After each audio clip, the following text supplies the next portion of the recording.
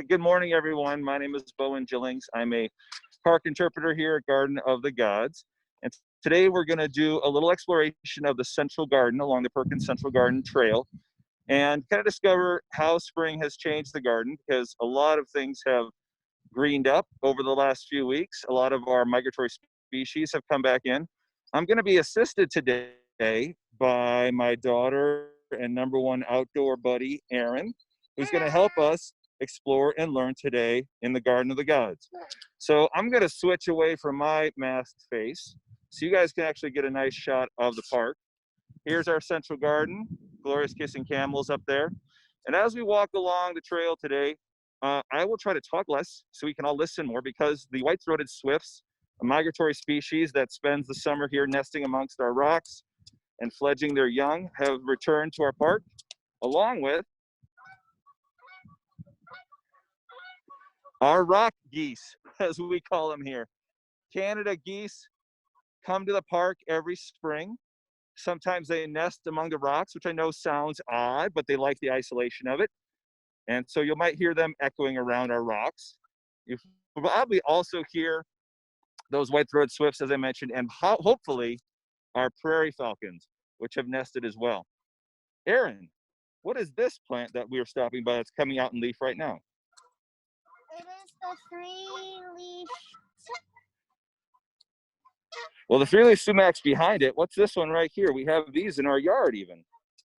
These are the little things that we have the chokecherries. These are chokecherries. Yeah, we have chokecherries growing all over here in the Garden of the Gods, and you'll find them in every state in the U.S. as far as the contiguous states, but you'll find them in Canada and Alaska as well.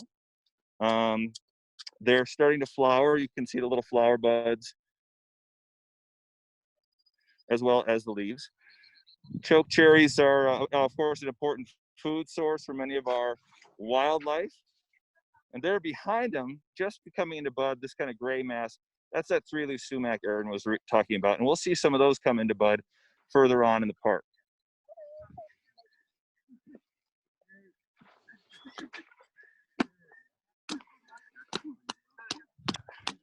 For those who haven't been to the Central Garden before, these bundles of sticks we're seeing in those are magpie nests. Magpie are corvids like ravens and crows, and we'll probably see them throughout the park. These particular three nests have been here as long as I've been part of this park, since 2008. Magpies build a really cool, large, fully enclosed nest. Those things are hollow on the inside, and that's where they nest. So how do they get into their nest, Aeryn, if they're fully enclosed? So they're spherical nests. They have a little hole on top that you can't see from here. But the magpies, they go up and then they dive right down into that hole, and so it's sheltered so they don't get blown away by the wind. Yeah. So many stuff doesn't get in. That enclosed nest protects them from the weather because they don't leave in the winter.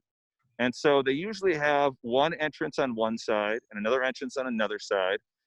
And that has a great function. That way, if something like, say, a bull snake is climbing up the tree, or you have maybe a scrub jay or somebody else trying to invade the nest, they can get out the other side. And what's also cool is the reason there's multiple nests is magpies build decoy nests that they don't actually lay their eggs in, but they're there so that predators don't necessarily know exactly where to find their chicks. Do we have any questions, Meg? Not yet. Again, anytime you have questions, folks, don't hesitate to hop on that chat function and type up a question for us. Thank you so much. Great. We did see some mule deer as we drove in at the north end of the park. We don't see them down here necessarily. They do come into the park. Mule deer are kind of brazen. Unfortunately, they're kind of used to human presence, because here in the park, nobody's allowed to hunt them. But we try to stay away from them and give them their distance. And there's another nice big magpie nest. This one you can really see from here. If you kind of look, see if I can zoom in. There we go. You can see this entrance kind of right in the middle of my shot. And this nest has only been built in the last 2 years, and it's really gotten much bigger this year than it was in past years here in this nice big stand of Gamble's oak. Oh, Bowen, And we you have a can question about the Sure. nest. Kreger wants to know, do they reuse the same nest more than 1 year, since you said the nest had been there for many years? That's a great question. Yes, they do. They do reuse the nest more than 1 year, but they don't always use the same nest over and over. They sometimes abandon that nest and go and build a new one. Sometimes other birds move into the nest before the magpie gets there, like scrub jays sometimes, but they don't always return to the exact same nest every year. They sometimes get motivated to build new nests in new places. So very good question. We also have a question, is it true chokecherries are poisonous? The cherry part is not. The flesh of the chokecherry is not poisonous. People have eaten them or made products out of them, you know, for as long as people have been in North America. However, every other part, the seed, the bark, the wood, the roots, everything contains cyanic acid, which your body will process and turn into potassium cyanide, which will poison you. So don't make a salad out of chokecherry leaves. Okay, that's what we have for now. So we're walking down to one of my favorite historical places in the park. Aeryn's skipping down there. Aeryn, what's that warning us about?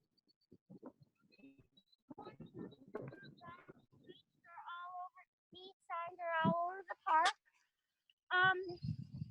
Usually you can find them laying out. And usually they say please stay on trail, because usually the rattlesnakes are off to the side, like right here. Yes, here at the park we consider rattlesnakes the most polite snakes in the park because they will let you know if you're getting too close. By rattling their rattles. By rattling their rattles, yes. Oh, hey, Bowen, someone wants to know why the rocks are red. Very good. Aeryn, do you know why the rocks are red? What's the name of the mineral that's in the rocks? Granite. No, granite is, that's a good guess because our granite at Pikes Peak has a similar color. What we're looking at here is sandstone. This is what's called a Lyons Sandstone. This is the lower member, and behind me, this is the upper member, which you'll notice is not red, but it is the same sandstone. This lower layer has rust in it, if you will, iron oxide. Very good. Yep, the iron that was in this sandstone way back when it was still sand rusted as it was exposed to the atmosphere, and that gave it its color. And then over time, as the weight of additional sediments on top compressed the sandstone into sand, it trapped that nice color in it. Now, Jen Heine, our resident geologist here at Garden of the Gods, tells us that the upper member, this whiter colored layer of sandstone, lost its color because there was a beach environment encroaching into Colorado at that time. And so you had the salt water kind of leaching out or bleaching out the iron. So that's, even though this is the same Lyons Sandstone as this over here that Aeryn is gesturing at, it no longer has that iron oxide in it to give it that nice rusty color. Very good question. So where we are, and the wall Aeryn's traipsing around, is the formation of, or the what we call JC Plaza. JC Plaza, up until just a couple of decades ago, was an enclosed picnic area. And here's a nice historical photograph talking about it. So we had the JC's Civic Group created some kind of chuck wagon cowboy dinners and musical events here. And over here again, it's the rock between those two little clusters of leafless bushes. They had a stage and they played cowboy shows. They had branding parties where people would that were trying to join the JCs would actually have a piece of wood slip down the back of their jeans, and they would be branded on the backside with the letters J and C. Chugwagon Pavilion eventually was torn down as part of the master plan for the park in the mid-90s, and now we have this lovely open air plaza for people to enjoy here in the park instead of a big white aluminum picnic shelter. Let's carry on, Aeryn. Carry on. Woo-ha.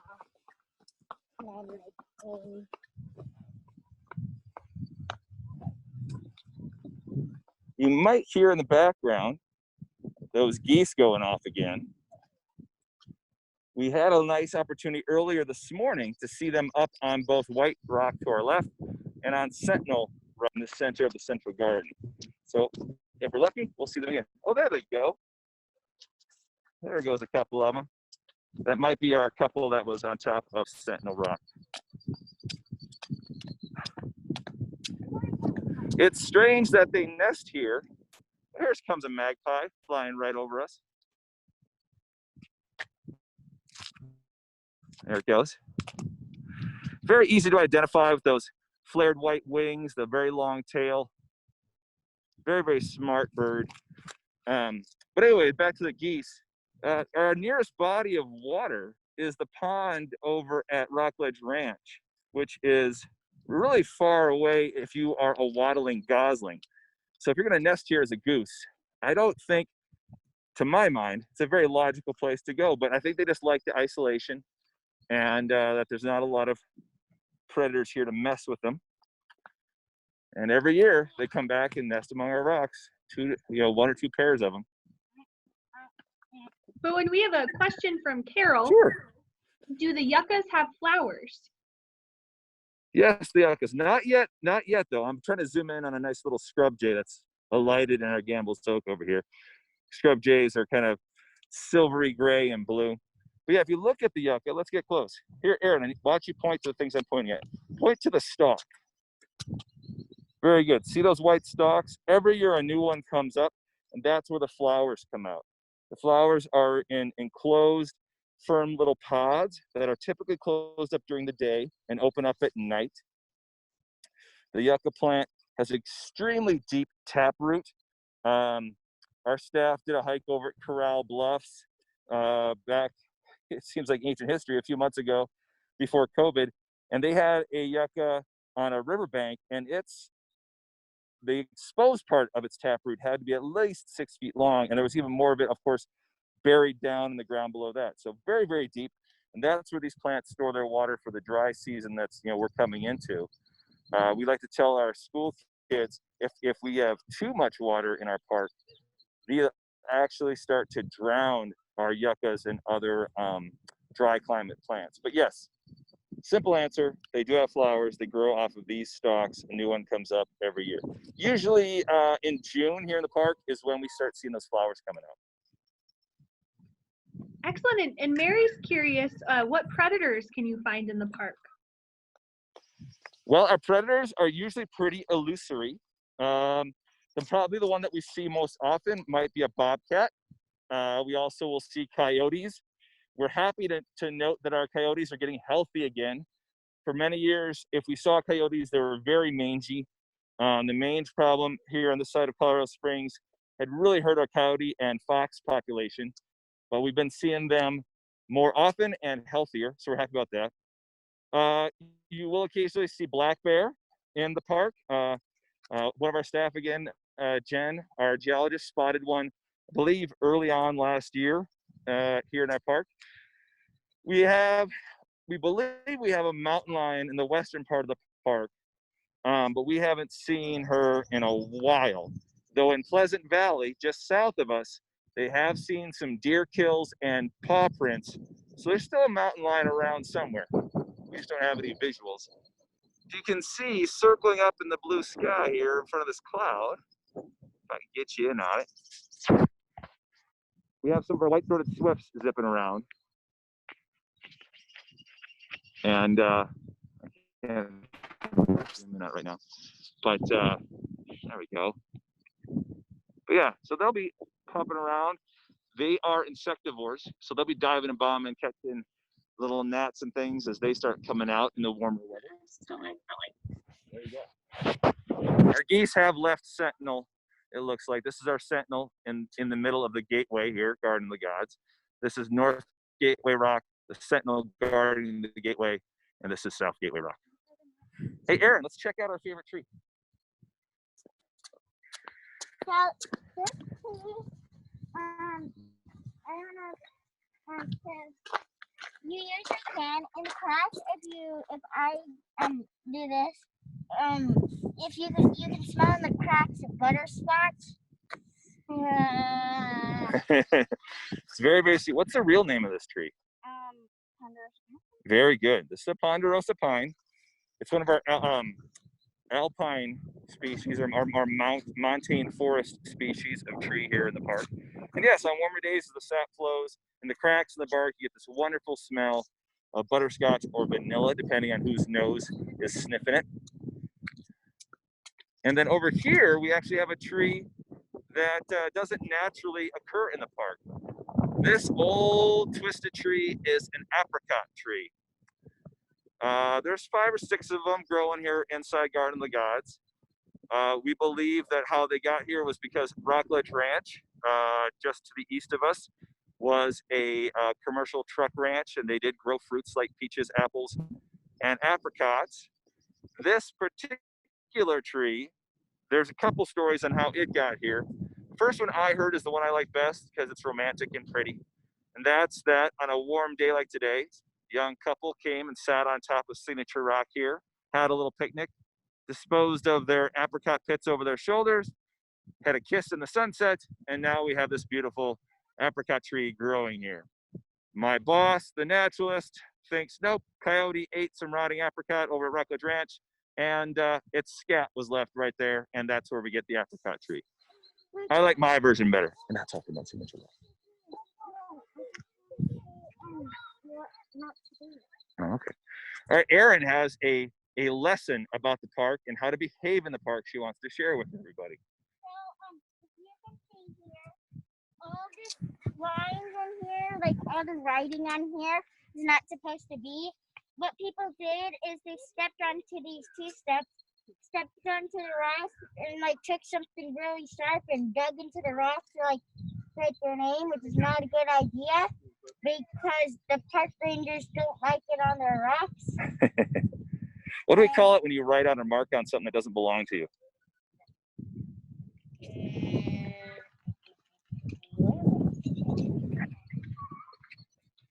We call it graffiti. Yeah, this is graffiti or vandalism. It's now illegal. It's a $500 fine if anybody's caught defacing park property. So please don't do it. It increases the erosion of our park. It's not attractive, and it actually destroys some of the park's history. So do not do that. Okay. Here's an iconic thing in the park. This is the plaque commemorating the gift from the Perkins family to the city of Colorado Springs of the original 480 acres that became Garden of the Gods. This plaque was placed up here in 1912, and it's been here ever since. Fans of National Treasure, I am sorry, there is nothing hidden behind it. It is not a door, it is just a plaque. But when we take guided groups through the park, we always like to stop here to give a little thank you to the Perkins family, because if it wasn't for their gift of the original land and then the gifts and additional purchases made by the city to expand the park since then, there would most likely be a Starbucks where that Pinyon Pine is, and probably a Walmart over there. But so we're happy that the Perkins family gave this to the city and started the movement that created our 1,336 acre city park.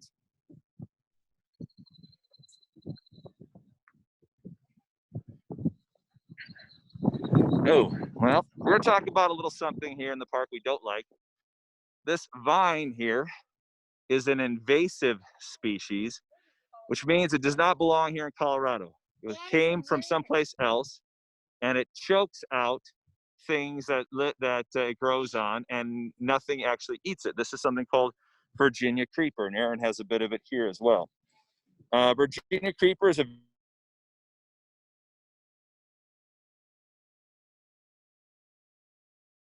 on their property as a decorative plant. The seeds spread, and now we have it in our park. It's growing here on this Pinyon Pine. It's also all over some chokecherry over here on this side of the south side of the gateway. We try to use as much natural means of containment as possible, like just cutting it out. And we will occasionally use chemical sprays We try not to. But yeah, it's really hard to keep up with. As you can see, it's all over these chokecherries here. Oh, and there's a question about what is the oldest tree in the park? The oldest tree is what we call a one-seed juniper. One-seed junipers are the ones that kind of look scraggly and twisted, like something out of a old Western movie. The one-seed junipers have been dated old. Some of them can live. An individual tree, tree is the oldest. We have lots of trees to choose from. These junipers you're looking at here, these are called Rocky Mountain junipers. And Rocky Mountain junipers are not native to the park. They're not invasive. They don't take over. They don't choke things out. And animals do eat off them, find shelter inside them, build their nests in them. But Rocky Mountain junipers were brought in the late 1930s by the Civilian Conservation Corps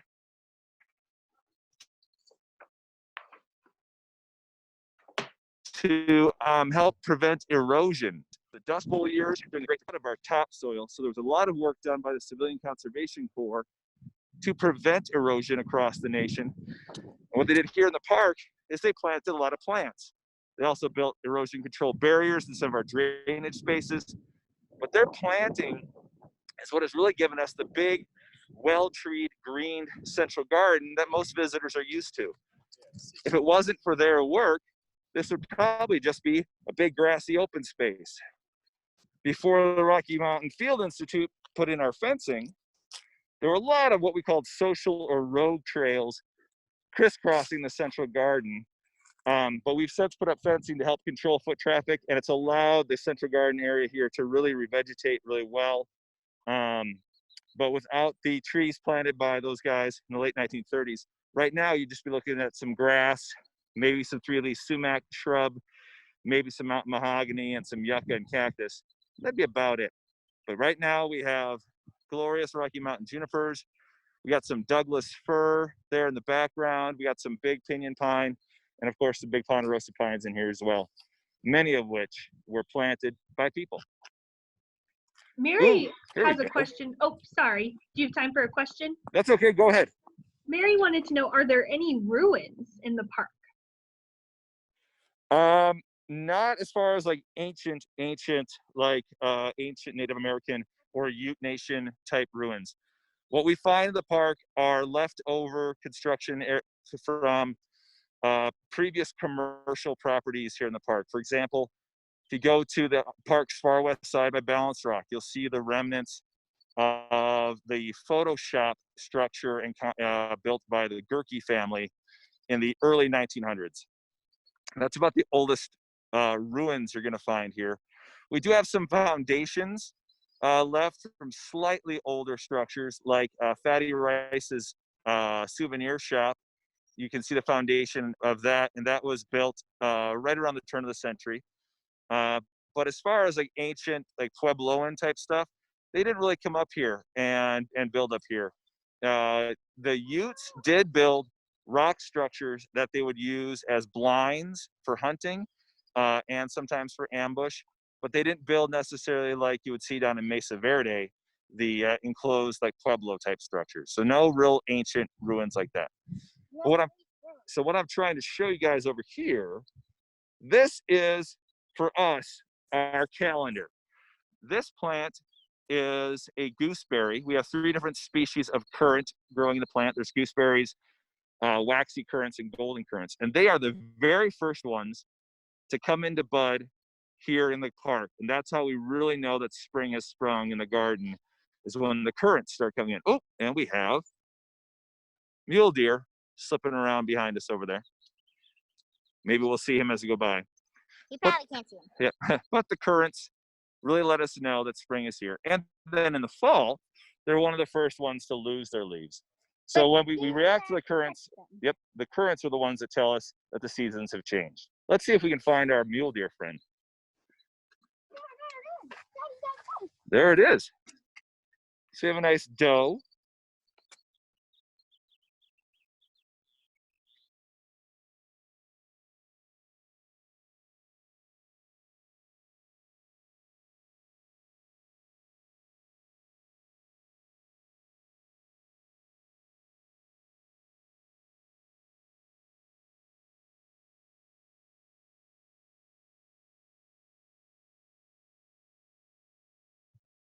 Yeah, I'm trying to get you. Oh, there we go. Somehow I was Yep, muted. there you go, Bowen. There we go. Trying to get you guys. And Bowen, there's another question. Rich wanted to know, are there dinosaur fossils at the park? Dinosaur, there has been a fossil found at the park. That's, what's it called, Aeryn? Theophytalia. Yes, Theophytalia was an iguanodon species, and its skull was found in 1878 by Professor James Kerr, who was teaching at Colorado College. That's the only dinosaur that we know of that has been found in the park. There are, even today, easily found marine fossils like ammonites, clam shells, oyster shells, things like that, in our Niobrara limestone. If you hike the Niobrara Trail, there's a nice big outcropping of that limestone, and you can see those shells, maybe some teeth like shark's teeth and things like that, trapped in the limestone. And there's some great ammonite impressions and shell bits. But the only dinosaur that we know of that has been found in the park is Theophytalia.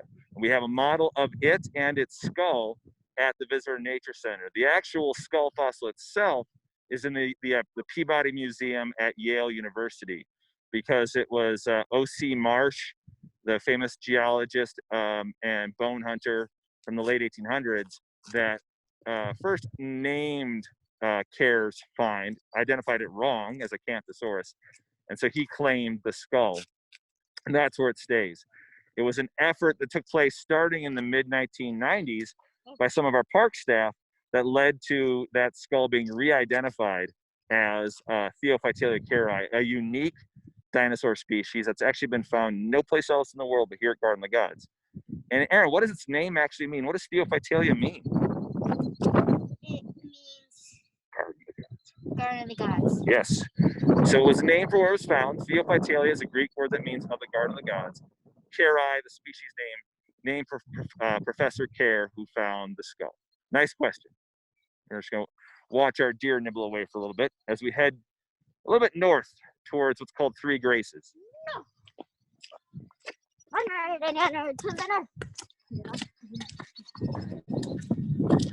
And Bowen, we have another question here. Are there any Sure. rivers? Rivers? No. They're the only flowing body of water in the park is Camp Creek on the far east side. And that's an intermittent creek because Camp Creek's drainage is controlled by the Glen Erie property north of us. And they have a reservoir for Camp Creek, and that's where they get all their water from. So the city has recently, along with state and federal funding, built a flood mitigation facility at the north end of our park along Camp Creek to prevent massive flooding coming down the Camp Creek drainage. Following the devastation of the Waldo Canyon fire, there's not a lot of plant life holding the debris back and the water back up there. And so on occasion, to relieve water pressure, Glen Erie will let water flow down Camp Creek, and then we'll have water in the creek bed, but we don't typically.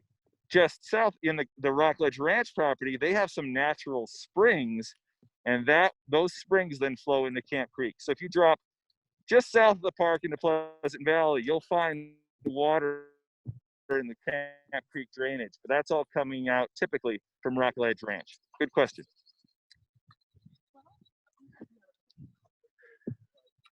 So this great big fin in front of us, the one on the left, is part of something we call Cathedral Spires. Rock climbers love that fin. They call that route Montezuma. They go up that narrow blade all the way to the top, and then they rappel down it, usually on the west side, the side opposite us. And then to its right, with the cooing pigeon on top, that's one of the fins of the Three Graces. And we're going to walk around and see those guys. But I want to go up past my favorite rock in the park, and that is this beauty right here. This is Gray Rock. Boring name, gorgeous, gorgeous rock formation.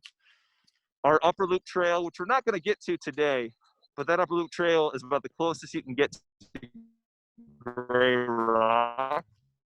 It's got calling it really very beautiful sight. Just the sun comes up and it just looks like the rock is turning golden. Yes. If you get the opportunity to see the park at sunrise, I highly recommend it.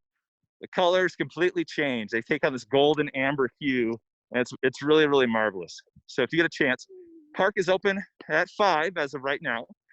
But if the park's not open, if you park in the overflow parking on the park's east side, you can get some great views and shots of the rocks as the sunrise hits them.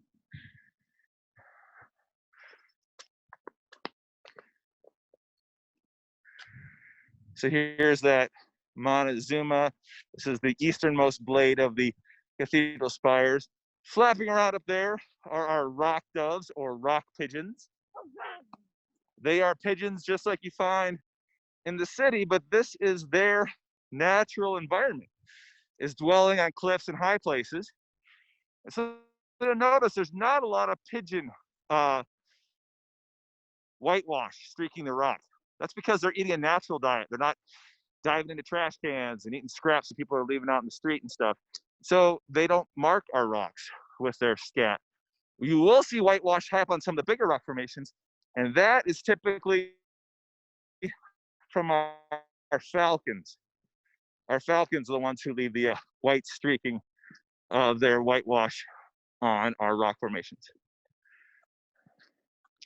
So Bowen, we are coming close to about 10:20 now. Did anyone have any final questions for Bowen, or is there any final things you wanted to share with us, Bowen? I encourage people to